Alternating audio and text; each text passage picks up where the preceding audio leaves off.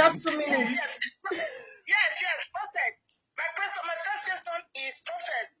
When you get to know that Doris Ogala is working with Jeremiah, why are you still communicating with her? That's my first question. And the second question is, I heard it from some other blogger. They said the $10,000 has been freezed, that you could not collect the money. And also I know that the $230,000 or what they're talking about for you to come to Nigeria, you didn't pick it. Please clarify that one for me. Did you collect the money or not? Because I heard from the masses that you couldn't collect the money because it was freeze. So I want you to make it clear to the whole world. Thank you. They are lying. Okay. Did you catch all these questions? Because I only remember one.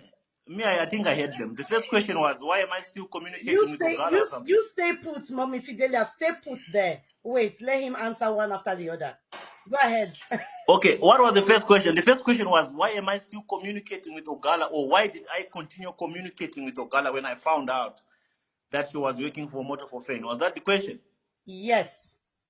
Okay, is it in present tense to say, am I still chatting with Ogala now, or why did I continue talking with her? Let's assume plus now. Let's include now and then. Now I'm not talking to Ogala. She's the one that keeps texting me. I think I blocked her on all my phones. She's still talking to you. She's still sending me money saying that I want my money. The money is gone, man. She wants a 3,000 back. She wants a 3,000 for the flight ticket back. But that one we'll see. I'm not yet concluded. Fidelia, this is what you're going to do for me.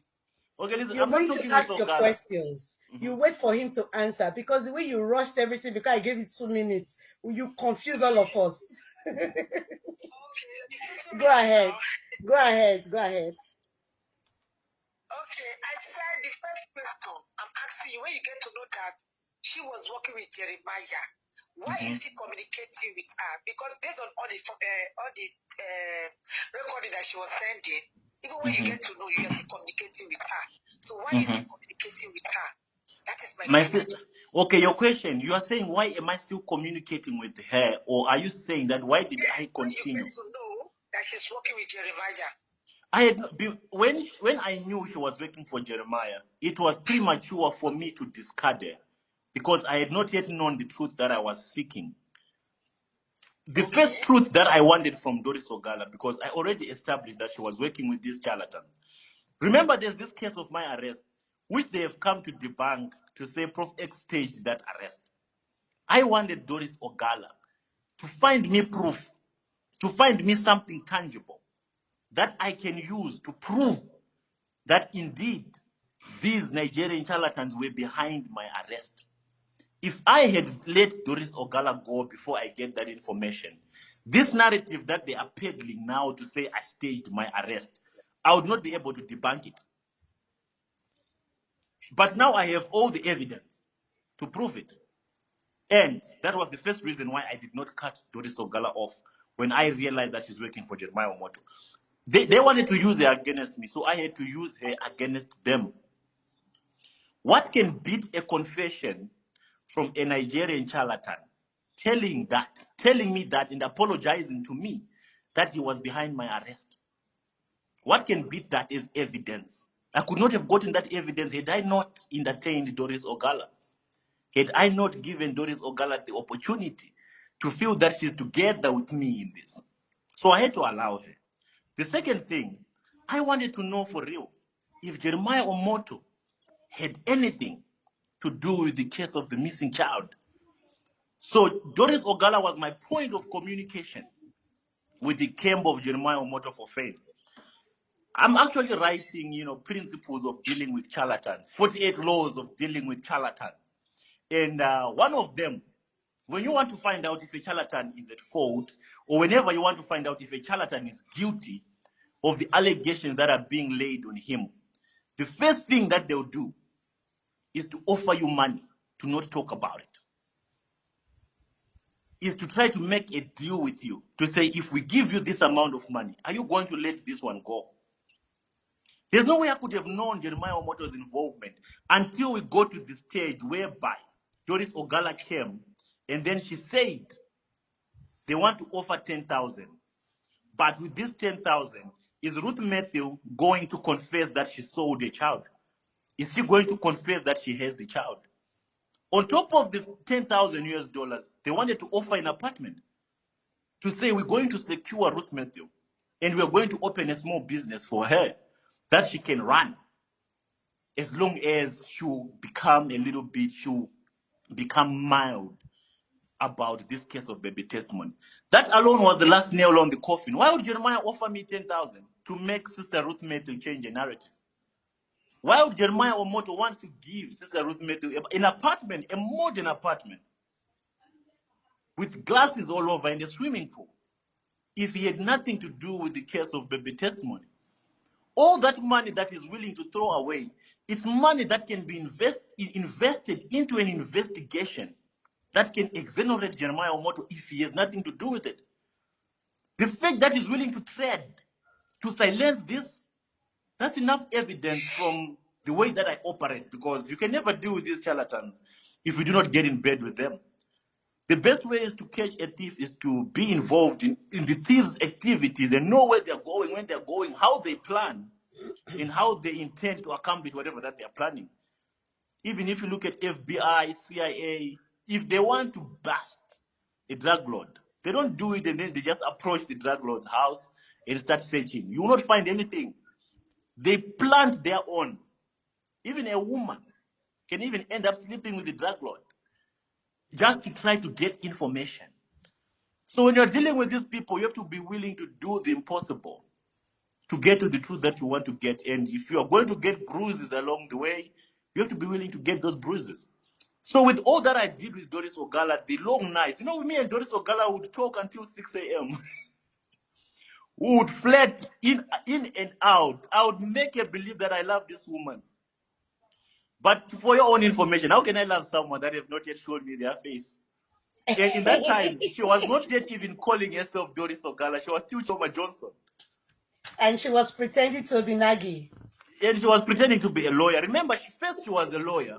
She came as a lawyer. She wanted to investigate my case. She was in the United States of America. Yet she was there in the United States of Nigeria. And then she had to send me a picture that she has a private jet. She'll be flying private jet to come and fetch me. And then we can travel the world together and we can enjoy life. So for me to say, Doris, you're lying, or for me to say, Chioma, there's no way you can have a private jet, it was going to hinder my investigation. It was going to hinder me from getting the truth that I wanted or the truth that I was seeking. That's why I have no any prejudice from any voice note that can come from Chioma Johnson, because everything was all staged. And I had to allow her to feel that comfort, to negotiate with me. Because at inception, she tried to distance herself from these charlatans.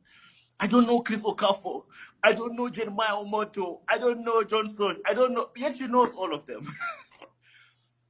So for me to get the information that I wanted, I had to make sure that I play along to everything that she was suggesting. That's why I had to talk to her until we got to the point when I finally sent her picture. Then I said, Doris, this is your picture. Some of you might think Doris just came out to expose herself.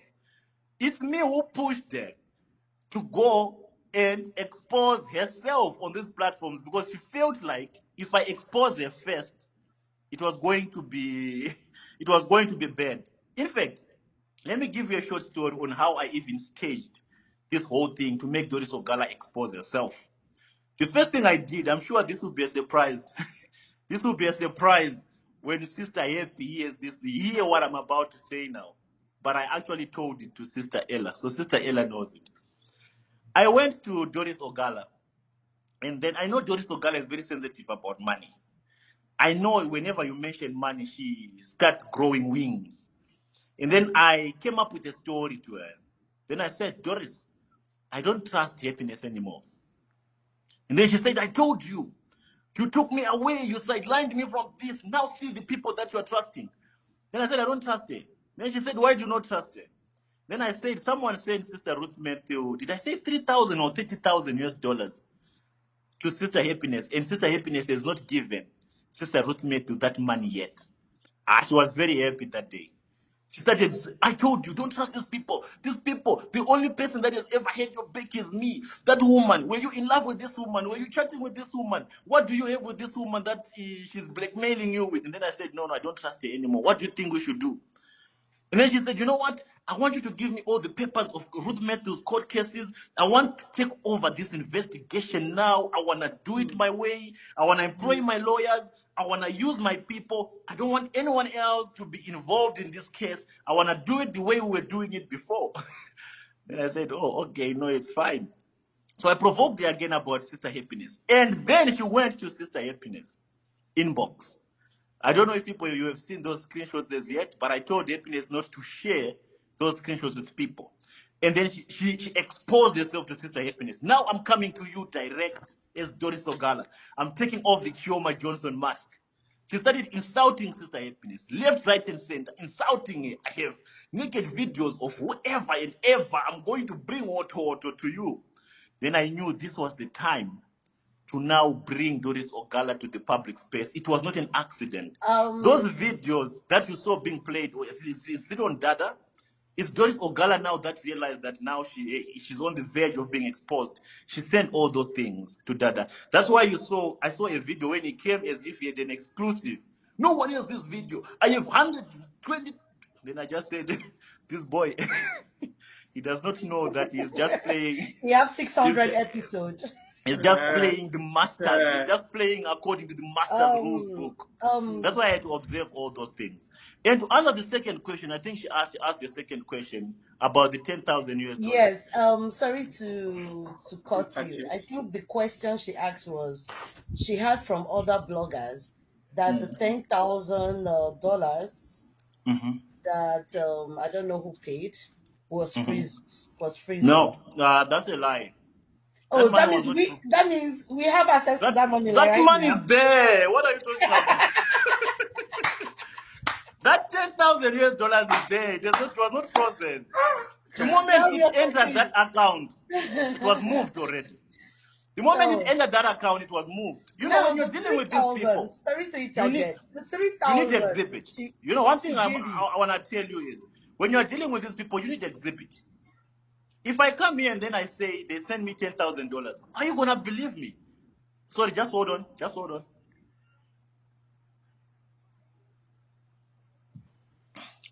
Okay, I was saying, if I come here and then I say that I received $10,000, are you gonna believe me? Will you believe it?